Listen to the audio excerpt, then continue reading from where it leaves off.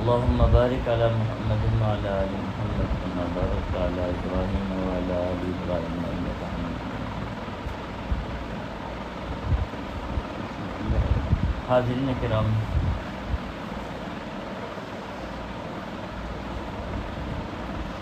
اللہ تک پہنچنے کے دو راستے ہیں۔ ہر ایک بندے کی خواہش ہوتی ہے کہ مجھے اللہ تک پہنچنا ہے۔ اب اللہ تک کیسے پہنچیں، یہ فکر ہر خاص و عام کو، حتیٰ کہ بادشاہ کو بھی ہوتی ہے۔ ایک مرتبہ ایک بادشاہ جو ہے اپنے گھر کے اوپر ٹہل رہا تھا۔ ٹہلتے ٹہلتے نیچے کی طرف جب گلی کی طرف نظر پڑی تو دیکھا کہ ایک عالم دین اللہ والے جا رہے ہیں۔ اس زمانے کا طریقہ تھا کہ اوپر سے ایک رسی نیچے ڈال دیتے تھے اور بولتے تھے کہ اوپر آ جائیے پکڑ کے۔ تو بادشاہ اوپر سے رسہ ڈالا اور عالم دین کو کہا کہ حضرت آپ سے بات کرنا ہے، آپ آ جائیے اوپر۔ تو عالم دین رسی پکڑ کے اوپر پہنچ گئے۔ جب اوپر پہنچے تو بادشاہ سوال کیا کہ اللہ تک پہنچنے کا آسان راستہ کیا ہے، آپ سے پوچھنا چاہتا ہوں۔ تو عالم دین نے کہا جس راستے سے میں آپ تک پہنچا ہوں یہی راستہ اللہ تک بھی پہنچنے کا ہے۔ عبادت کرو ایسے کہ بغیر مطلب کی عبادت کرتے رہو، اللہ تمہیں چاہے گا۔ جس دن اللہ تمہیں چاہے گا خود بخود اپنے قربت اور اپنی نزدیکی تمہیں نصیب کر دے گا۔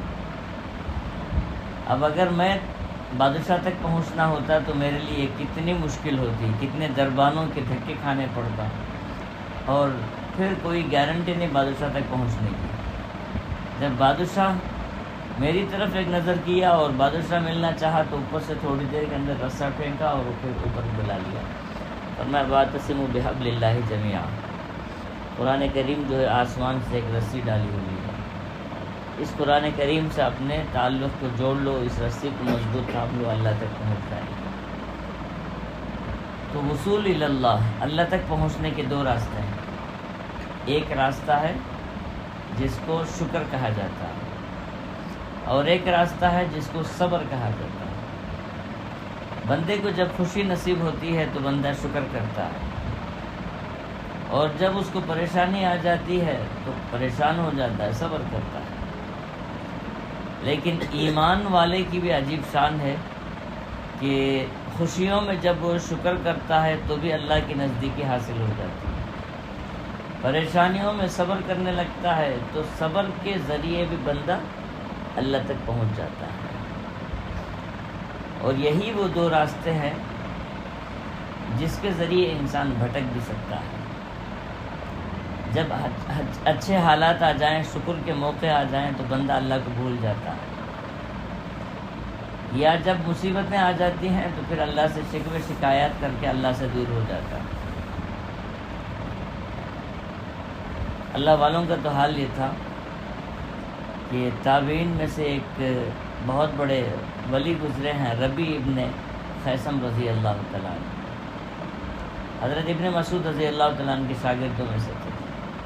حضرت فرماتے تھے کہ بھائی تمہاری جنت جو ہے چٹیل میدان ہے، اور رات تمہارے پاس جو ہے اتنی لمبی رات رکھی ہوئی ہے، کچھ تو اس رات میں دانے ڈالنے کی کوشش کرو۔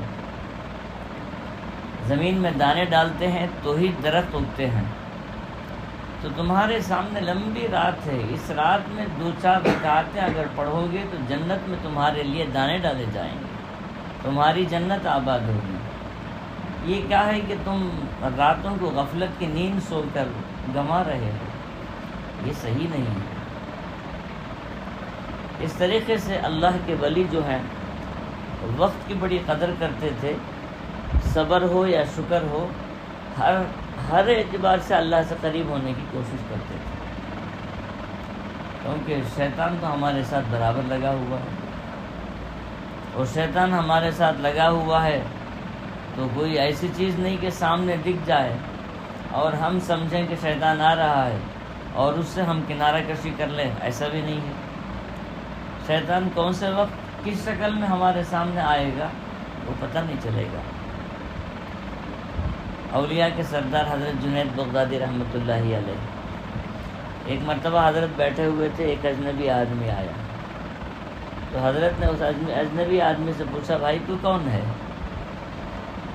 تو وہ کہنے لگا، میں وہی ہوں جس کے ڈر سے آپ لاحول پڑھتے رہتے ہیں، جس کے ڈر سے آپ لاحول پڑھتے رہتے ہیں، میں وہی ہوں، مطلب کہ شیطان ہوں، انسان کی شکل میں آیا ہوں۔ اب جب شیطان حضرت جنید بغدادی کے پاس آ جائے تو حضرت جنید بغدادی اس سے فوراً پوچھنے لگے، بھائی تیرے سے ملنے کا مجھے بہت ارادہ تھا، میں تجھ سے کچھ سوالات کرنا چاہتا ہوں۔ بولا کہ پوچھو کیا بات ہے؟ تو حضرت جنید بغدادی اس سے پوچھنے لگے، اللہ کی قربت تجھے اتنی نصیب تھی، اتنا نزدیک تھا اللہ سے، خامخواہ یہ تیری کتنی بڑی بیوقوفی ہے کہ اب پھٹکار والا ہو گیا، اللہ کی لعنت تیرے اوپر ہو گئی، مردود ہو گیا، کیا تجھے وہ سجدہ کیوں اتنا مہنگا پڑ گیا تھا؟ ایک سجدہ اگر آدم کو کر لیتا تو تیری یہ گد نہیں بنتی تھی، آخر سجدہ کیوں نہیں کیا؟ حضرت جنید بغدادی فرماتے ہیں، اس سوال پر اس نے مجھ سے ایک سوال کیا، میرا ایمان ڈگمگا گیا۔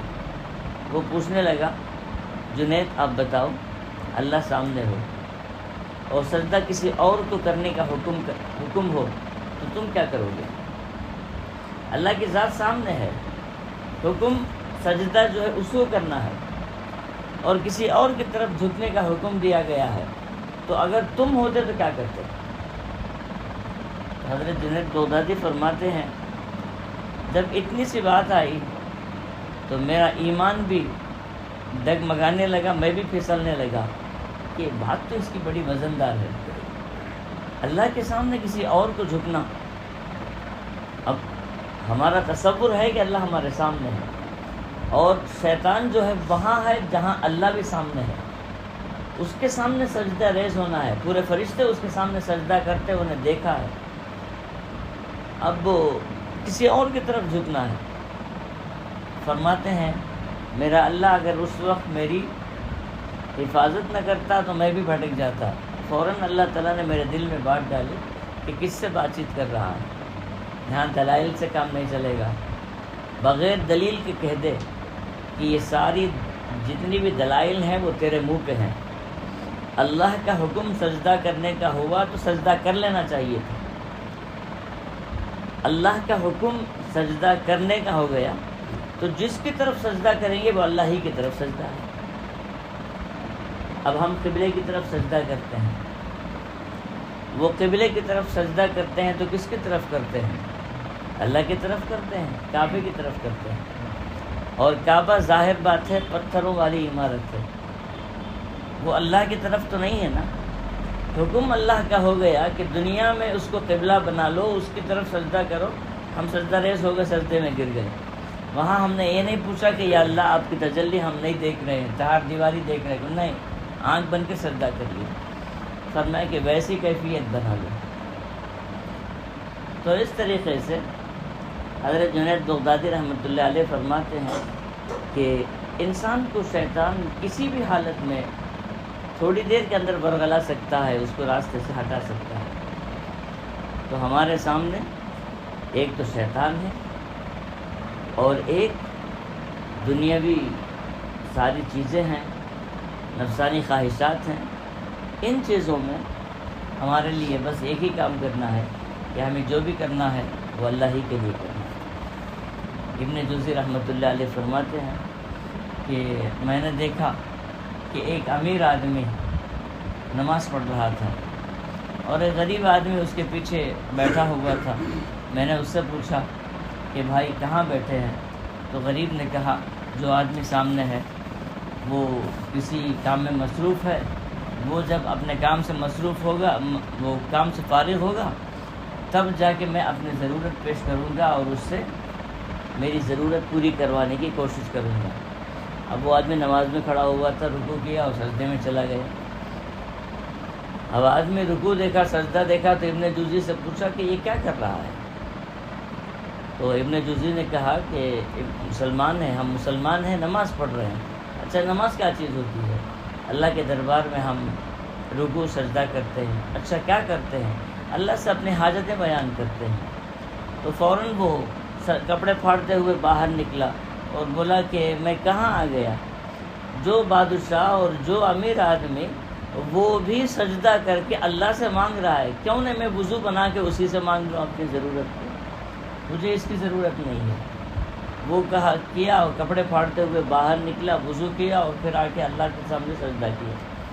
تو ہمارا یہ مزاج بننا چاہیے کہ جو بھی ہو اللہ تعالیٰ کی طرف رجوع ہو کر اسی سے اپنی حاجتیں، اپنی منتیں، ساری چیزیں بیان کرنا چاہیے۔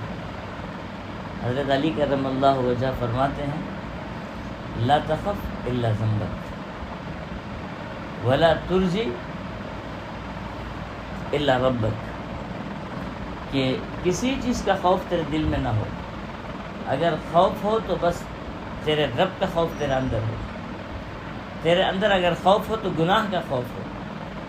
گناہ جو ہے بندے کو اللہ سے دور کر دیتا ہے، عبادتوں کی توفیق چھین لیتا ہے اور چہرے سے نورانیت ختم کر دیتا ہے۔ تو اگر دنیا میں کوئی، ہم کتنے چیزوں کو ڈر رہے ہیں، کبھی شیطان کا ڈر ہے، کبھی مال کا نقصان کا ڈر ہے، کسی کا ڈر ہے، فرمایا حضرت علی نے لا تخف الا ذنبک، انسان کے اندر اگر کسی چیز کا خوف ہو تو صرف گناہ کا خوف ہو کہ مجھ سے گناہ نہ ہو۔ پھر دوسری چیز ولا ترجی الا ربک، کسی سے کوئی امید نہ ہو، اگر امید ہو تو تیرے رب سے امید ہو۔ دنیا کا کوئی آدمی تیری مراد کو پوری نہیں کر سکتا ہے، تیری ضرورت کو پوری نہیں کر سکتا ہے، بس تیری ساری امید اللہ سے وابستہ ہو جائے، وہی تیری امید کو پوری کر سکتا ہے۔ تو اس طریقے سے اپنی آخرت کو بنانا چاہیے۔ قاضی ایاس رحمۃ اللہ علیہ، ایاس بن معاویہ ایک بہت بڑے قاضی گزرے ہیں، بصرہ کے قاضی تھے۔ ایک مرتبہ ان کے پاس ایک آدمی آیا اور بیٹھا غیبتیں کرنا شروع کر دیا۔ اب غیبتیں جب کرنا شروع کیا، دوسروں کے بارے میں کچھ بولنا شروع کیا، تو حضرت کا انداز دیکھو، فوراً فرمائے بھائی تو جنگ یرموک میں شامل تھا؟ جنگ یرموک جو مسلمانوں کی ایک بہت بڑی جنگ ہوئی تھی، اس میں شامل تھا؟ کافروں کے ساتھ جنگ ہوئی تھی؟ بولا نہیں۔ بولا اچھا جنگ قادسیہ میں تھا؟ نہیں، اس میں بھی نہیں تھا۔ اچھا غزوہ ہند میں تھا؟ نہیں۔